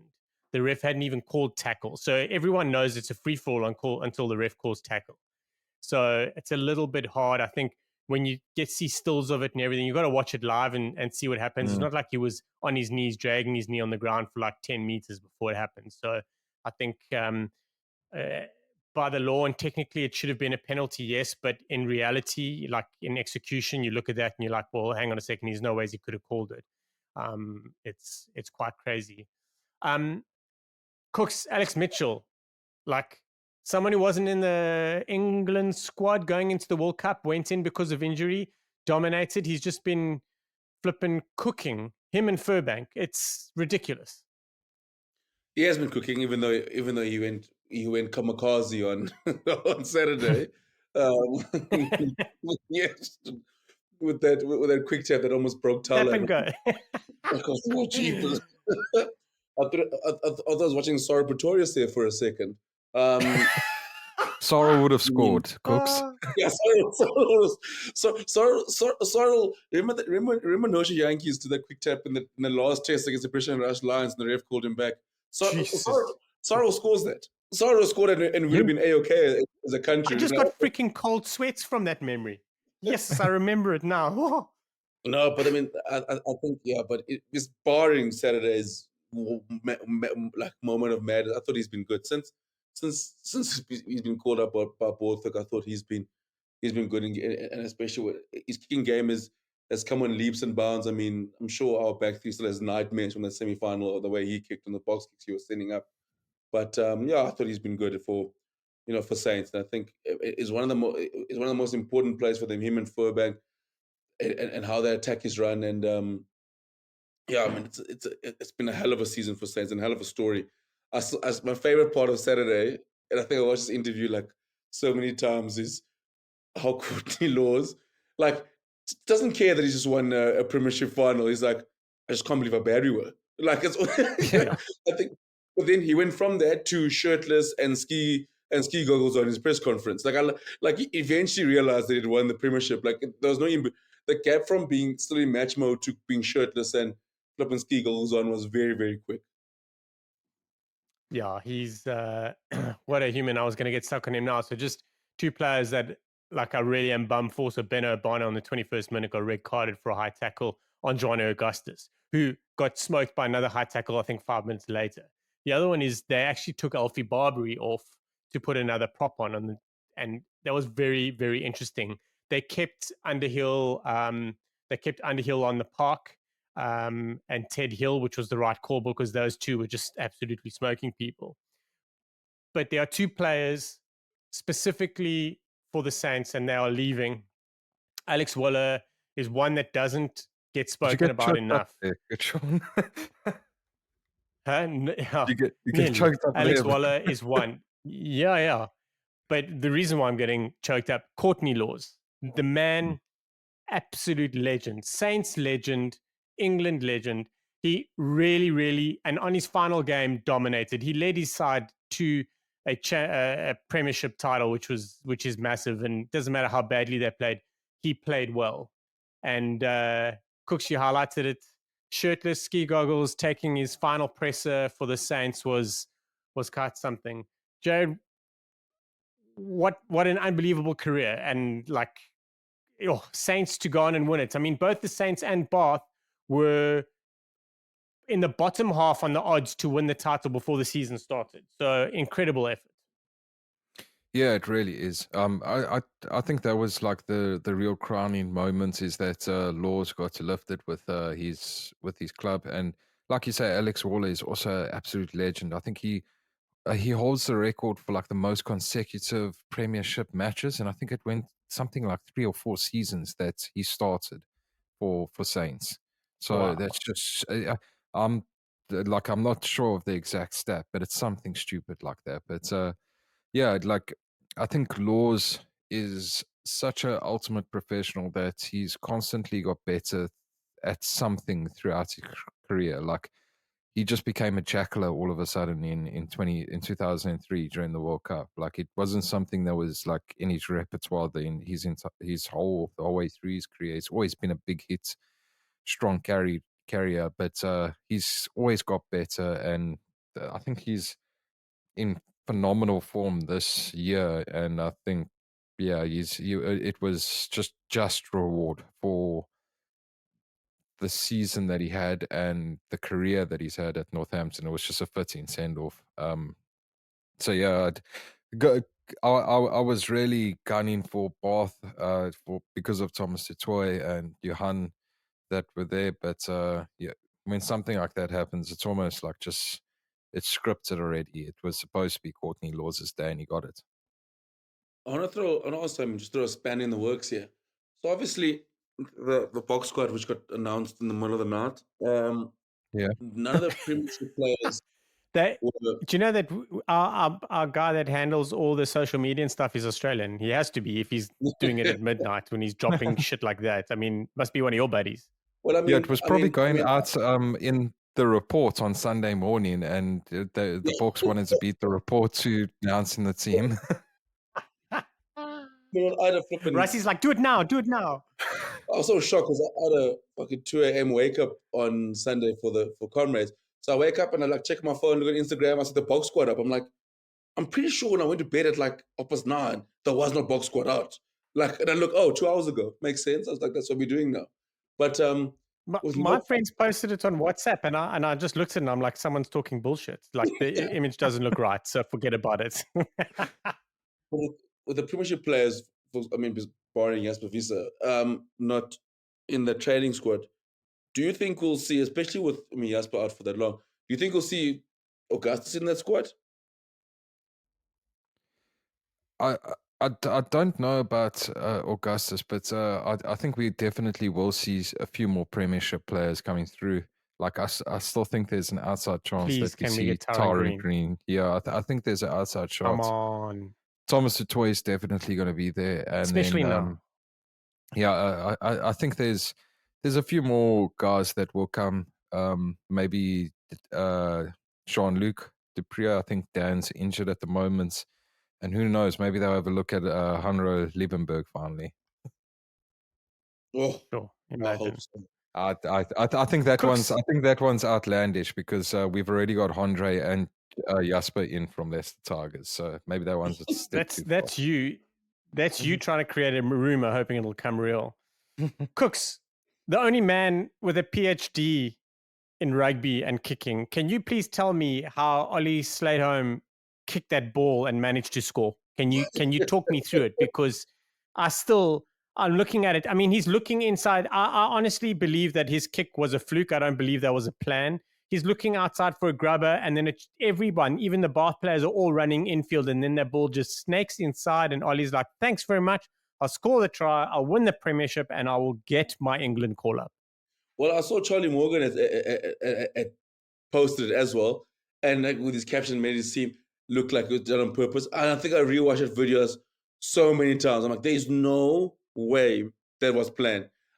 He was definitely going for the little grubber inside, and it looked. I thought maybe it had hit someone's foot.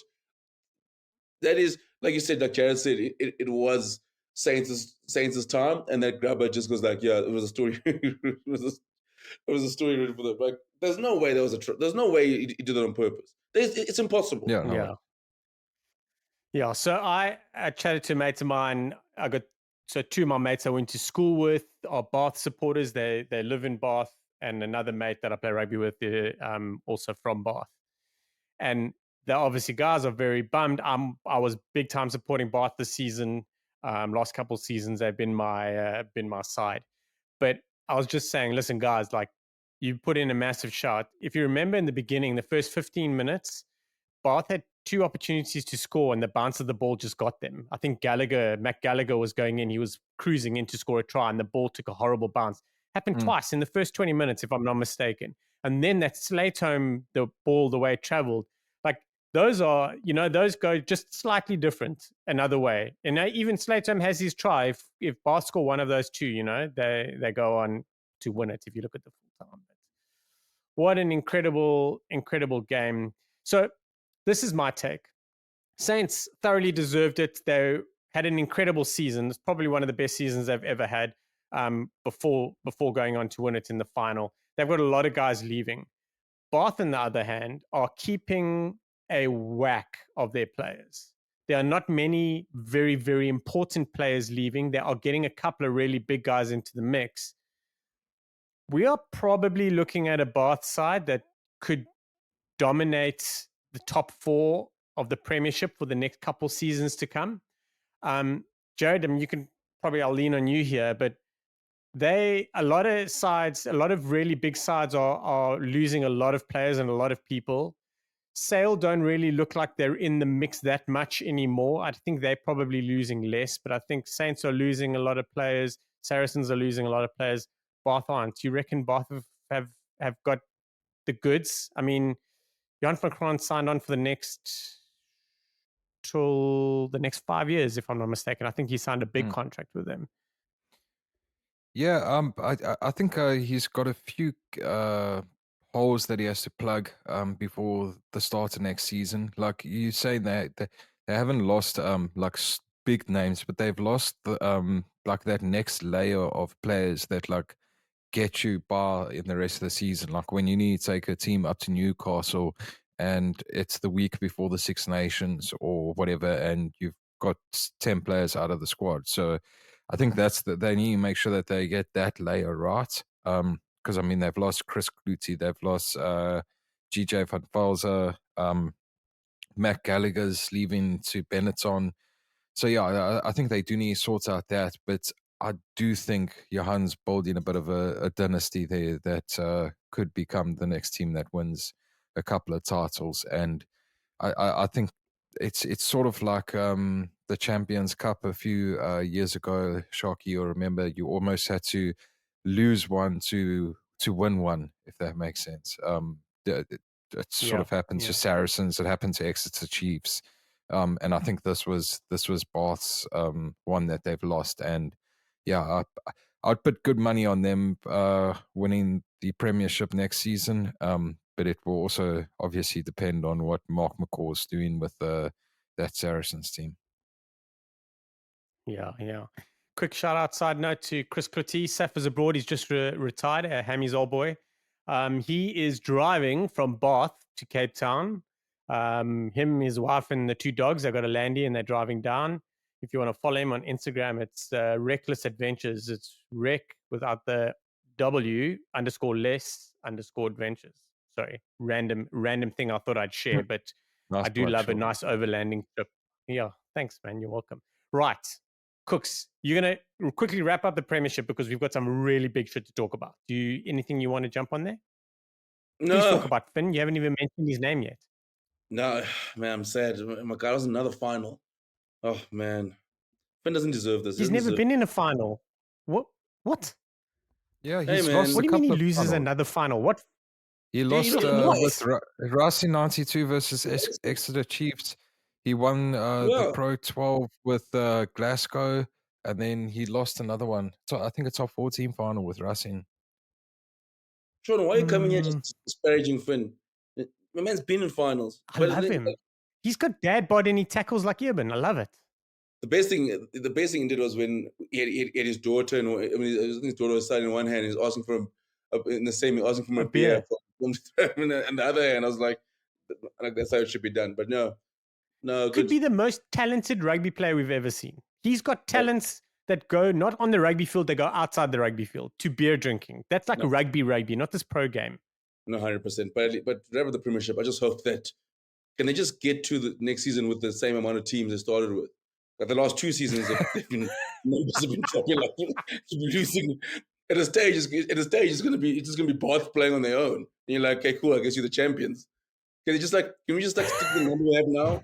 Can they just find ways to get enough funds for just to have these teams staying as is, please? Yeah, fair enough.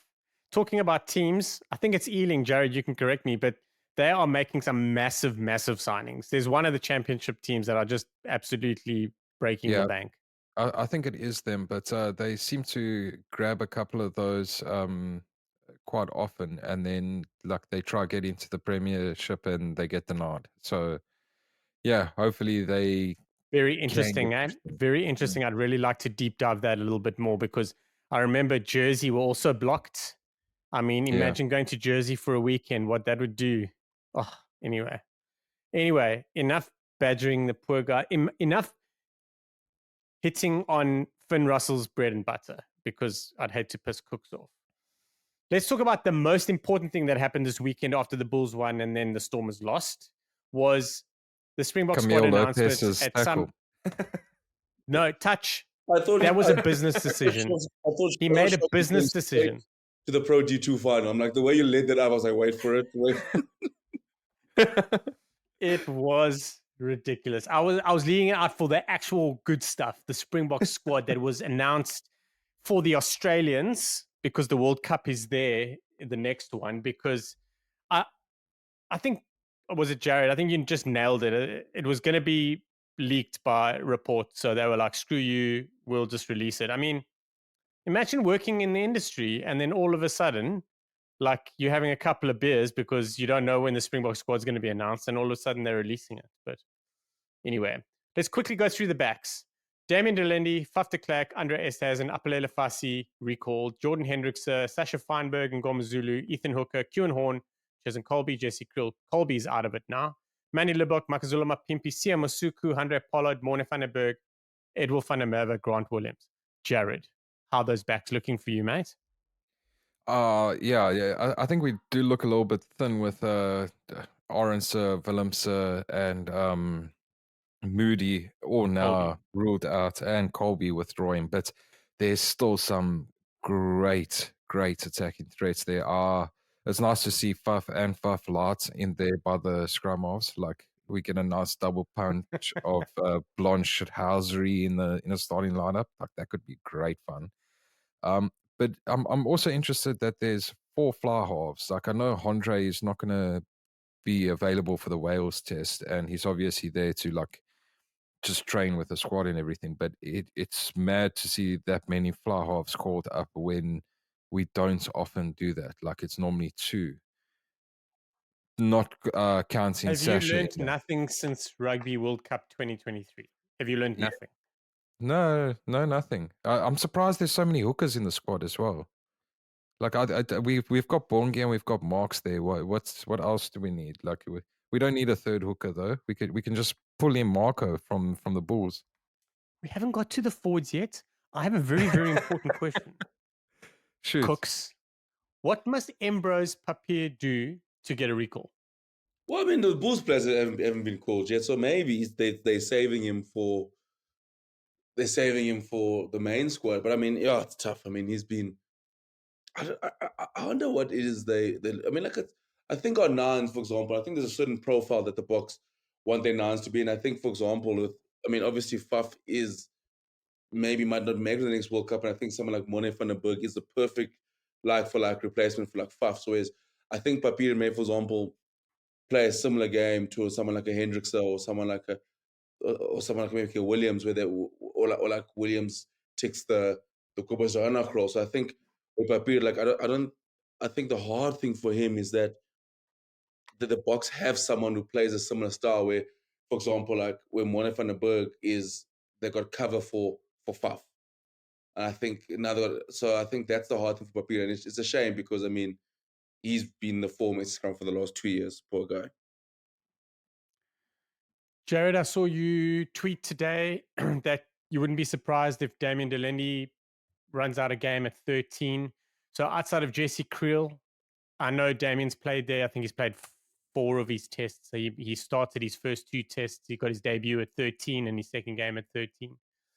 Who else is going to play 13? I don't see Andreas hasn't played 13. I'd like him to be closer to 10, more playing 10 than 13 if we had to really push it.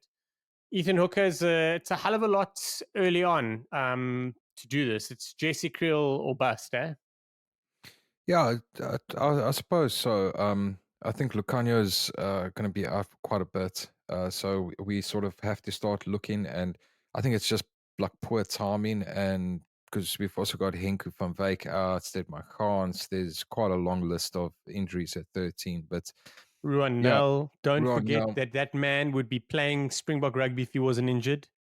Yeah, like I highly rate Ethan Hooker, and I think the manner which he played the Challenge Cup final, like he just rose to the challenge and like won, like he put in a fantastic performance in that match.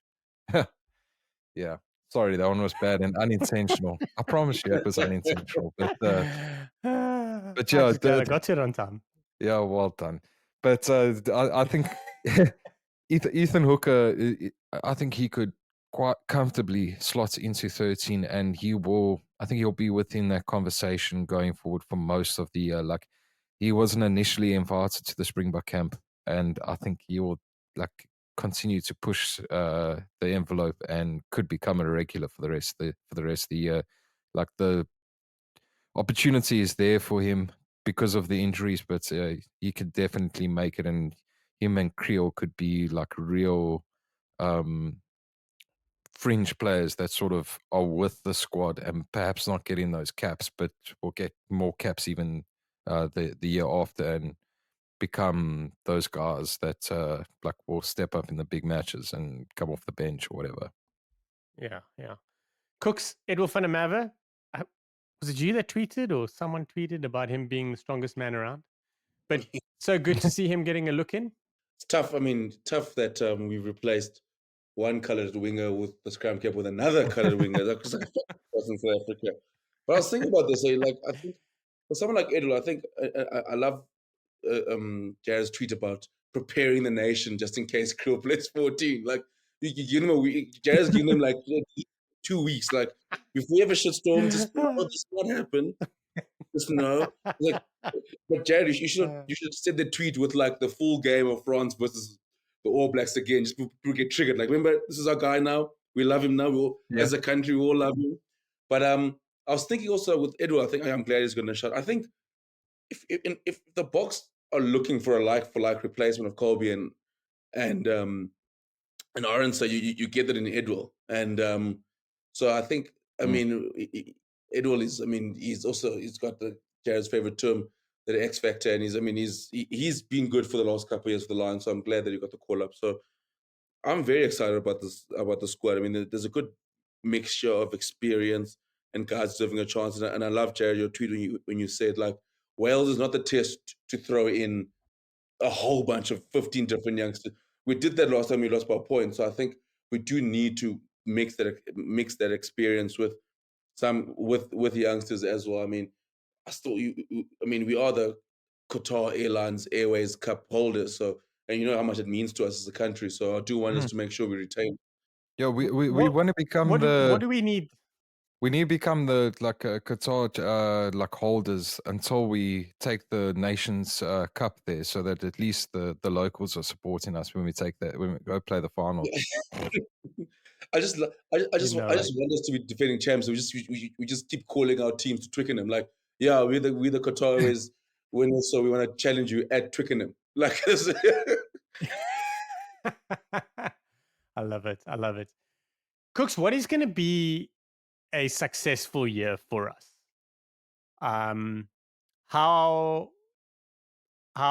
the July test? How are those going to unfold? July test plus Wales. How's the rugby championship, and then November? What makes our year successful? If we don't come back with the rugby championship, I'm going to be very pissed off. I think a rugby championship should be a non-negotiable this year. I think it's been long overdue, and I think that's a trophy I think that needs to come back to South Africa. So I think a rugby championship win. I would be upset if the All Blacks get a win over us in South Africa this year. This is going to sound controversial. I fear though. I worry about us more dropping a loss in Australia because we love a loss in Australia than us losing to the All Blacks. Jeez, that's no lie. Like I'm more Okay. worried about And Ireland? Ireland, to be honest with you, I wouldn't be surprised if it ends 1-1, to be honest with you. I won't be surprised if it ends 1-1, but I think from the Springboks' sake, I look at our fixtures, I think potentially I could see us losing a game to Ireland. I think we beat the All Blacks twice. And then from we dropped there, one against the Aussies. One thing Aussies and maybe England on tour. But those are the three I can see. I know this sounds brash. I know the All Blacks I know other All Blacks are our biggest rivals, and we give them respect. I mean, stuff that. I'm tired of those oaks. We always come here, they beat us at Ellis Park. We're tired of that now. We always like, oh, but the All Blacks, no, fuck that. I promise you, it pisses me off every time we get to the All Blacks weekend. When we are superior, then we go, no, but remember, guys, the respect. And I'm like, no, we are better than these guys this year. They shouldn't beat us twice at home. Because when we were in the shit, they fucking destroyed us. Like, put 50 on us. And then they even give us a couple of Pango and more. Then they made us play in stupid stadiums in fucking Napier and Nelson and everything. Like, why must we always go, oh man, the All Blacks gave me, who? Mackenzie at 10. Fuck that, man. There's no way we're playing this year. They're playing them twice at home. There's no reason going like, oh, maybe like the All Blacks could beat us at home. Guys, if we lose a game to this All Black side, I'm going to be very pissed off. Who's playing a six for them? Kooks, you're already angry, bro. You're already angry. Love it. Don't stop him. Tyler's like hyping guys up on Twitter that we've never heard of, like Fina or someone we've never heard of to play six. They don't have locks besides Scott Barrett, but he's gonna get a red card probably soon. Like surely we can't lose this All Black side. And at home twice. Like we got them at home now, guys. Like that should be. And it's Razor's first test, eh? It's his first test matches, like him 0 from 2. That's my vibe. Razor's first test against guys. Razor's coach. This All Black side, I think they could be in for a very, very tough year. But then we're gonna go. They could lose both tests to England. And we go like, but it's our biggest rival, guys. We gotta show them the respect they deserve. Oh, then we lose again because we were so nice to these oaks. Yeah. Kooks, I think if it was up to you, we would be hosting the All Blacks at Orlando Stadium for both of the test matches, and we'll play Argentina at Ellis Park or something. It was up to me. We'll be playing them in a high school. It was up to me. What's that one that they used as a backup for the under-20s? Athlone Stadium. Yeah, that's what we were playing. Yeah, Boston's taking us. Nelson. I want us to beat the All Blacks so bad that they're going to want Sam Cane to come back. Oh, man. I'm just tired of those guys. They took us to Nelson, which is like around the corner from flipping Eden Park. Those bastards. I mean, you can see it as you drive past. Jared, they stat packing that one, Kooks. They protecting their unbeaten run at Eden Park. They needed to. Eh? The Boks will never play a test Eden Park again until we get some sort of dip in form. We'll never see Eden Park again.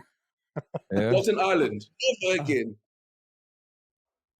Jared, watch them play France there. Sorry, watch All Blacks play France there next year when France sends their D team. They're like, 2 games at Eden Park. all of the tests at Eden Park. Jared, Ireland, what do you expect, and what would be a non-negotiable for the Springboks?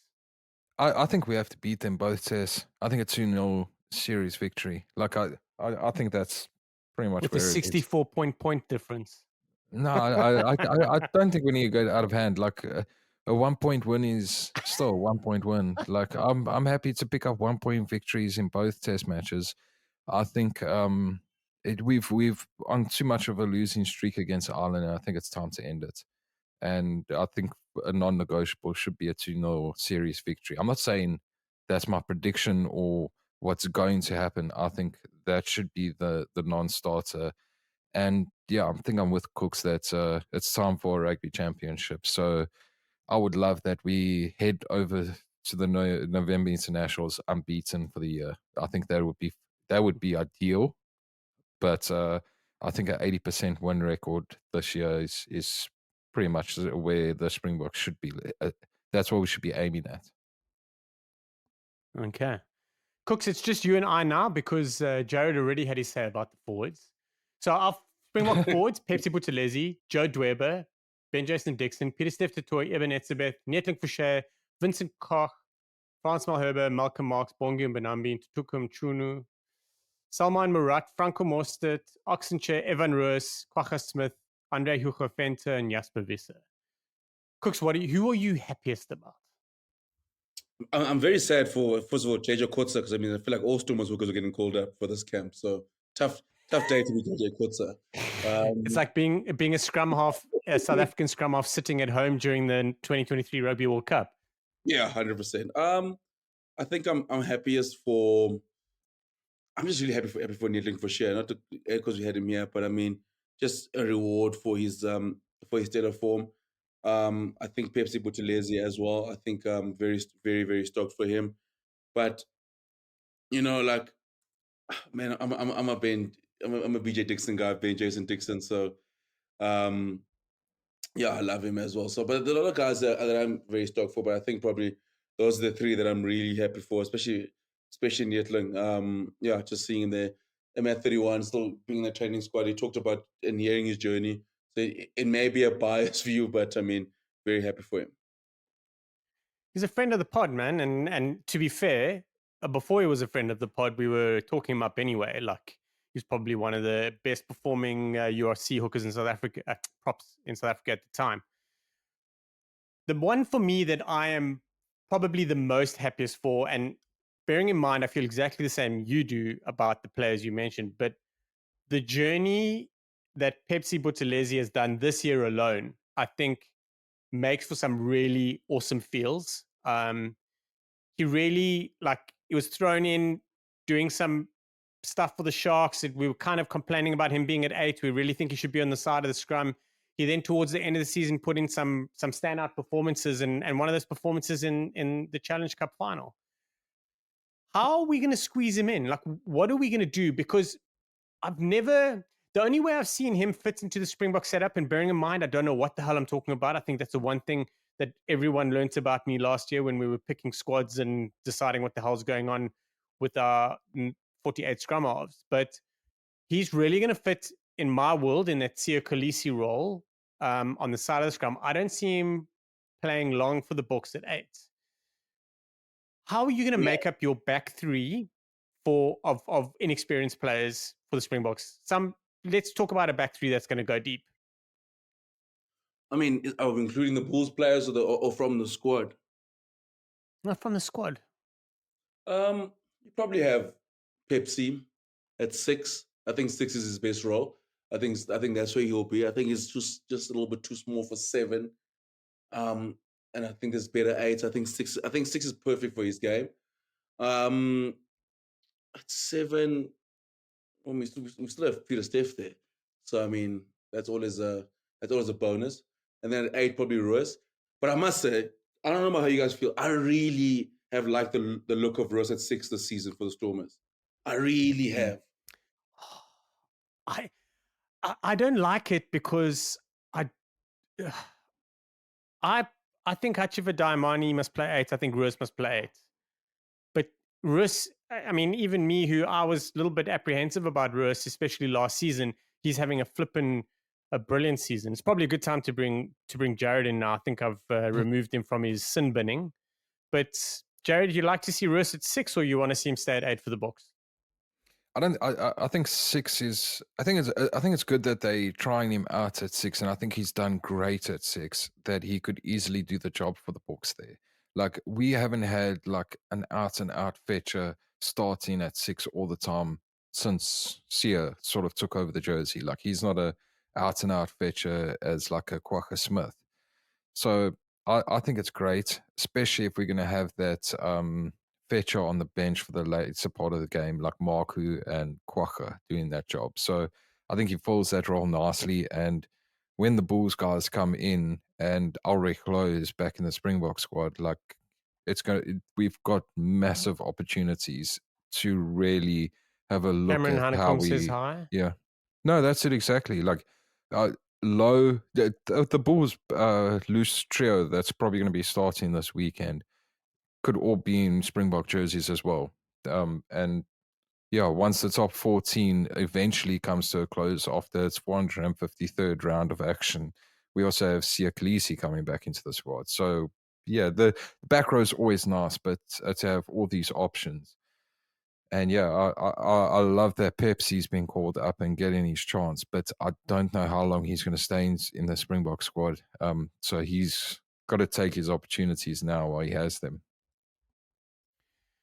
Pepsi's going to, like Pepsi and those guys on the fringe, is going to fill some gaps a little bit in July and then do an away trip to Argentina if they've done enough. Kind Well, they of also get got that those game against feels. Portugal. Yes, that too. Oh, Kooks, this is quite an exciting Springbok squad announced, and we're obviously expecting more. On Siya Kolisi, but more specifically Racing 92, they absolutely scraped into the number 6 position. They were there, but then Castre did almost the unthinkable, and then Racing got a losing bonus point out of the game, which pulled them level, and they somehow snuck in. It was absolutely wild. But so Kolisi's out for another week in the very least, but you know, that man, he's doing it all in France. He's living his best life, and I'm here for that. But we've got a couple guys still to make up the squad. Kooks, let's have a look at what we're going to do. Like, who of these guys, these fringe guys, do you think have probably got the best chance to stay in the squad for the rest of the season? The players that have kind of moved in, you know, the non-regulars. Ooh. I don't think. On the I spot. mean, I think someone like Needling for Shear still got a good chance maybe staying in. I know, unless it all depends on what happens with Trevor. But oh, shocking. Why are you giving me high balls here for no reason? Now I've got to As I It's an said it, easy I was like, answer, oof, this is Kooks. nasty. Nasty. the French I guys think got a that chance. I mean, what's the easy I think answer? the easy answer is BJ Dixon. I think Yeah, I he's the think easy answer. yeah. Looking at it, I think BJ Dixon's probably yeah. I mean, come on, he's got Springbok number 7 written all over it. I mean, him and yeah, I think he's probably the one. I think obviously someone like I think someone like I still think Johan Krobler gets a look in, so maybe another hooker misses out. Do you think Durban misses out again? Who? Say that again. Okay. When you call the proper squad, do you think it might, someone like Durban misses out again? Oof. I would think so. That is going to be that conversation needs to be recorded so we can watch it. Yeah. So you can Well, watch it. it's like if we go based on the performance in the quarterfinal for the Stormers, Joseph Dweba is rather lucky that he's in the squad. If we be a bit honest about it. Yeah, it's going to be a tough conversation. Yeah, it Yeah, is a it's gonna tough be- conversation, but he's got the power game that the Boks wants in the hooking like in the number that's 2 it. jersey. He's got the power, And but you need Krobler's to back got it that, up with your set pieces. And yeah, the line out went rightly a mess. Tits up which is cost what them. you wanted to Tits say. up. I was going to say a royal fuck up, but yeah, tits ups will do. There we go. That really, like, it underlines it. The full stop and a massive bold text and underline, because it's true. It's true. It's I do think that he's, after his Springbok debut and then couple chances, and it's really hasn't come right. And that's the thing for me, is I personally believe that he ticks all the boxes, but it's the lineouts that are the biggest hassle. And that's what everyone is climbing on him about. Like, everyone climbs on oh man, I've hit a blank here. Everyone climbs on Manny Lubbock about his goal kicking. I think Joseph Dweba, it's the lineouts. Yeah. So that's probably the only problem in his game. Well, not the only problem. I think it's the most glaring problem in his game, but he gets by on everything else. And swearing at teams when they have to travel to Cape Town, who then end up losing to. But anyway, that's a story for another day.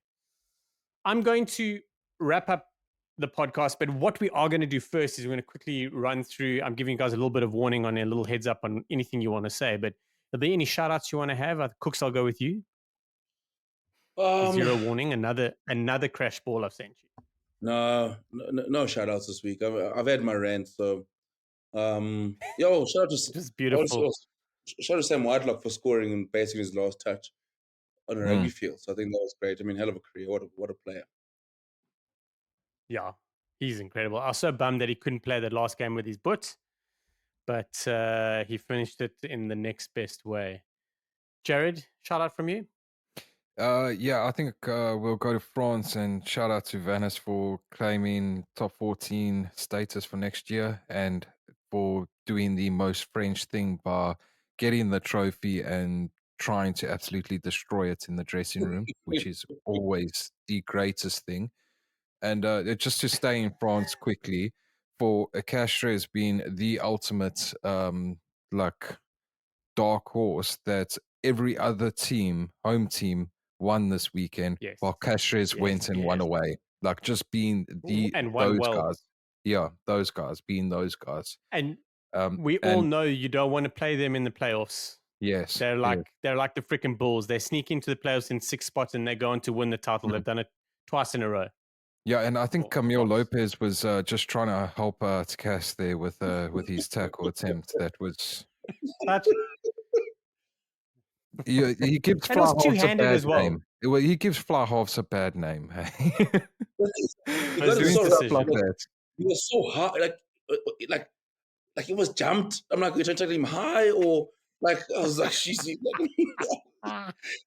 There were dark thoughts. There were intrusive thoughts, and then he pulled out of it. So I think we saw the lesser of two evils in that clip. But imagine being a Monday and you doing video.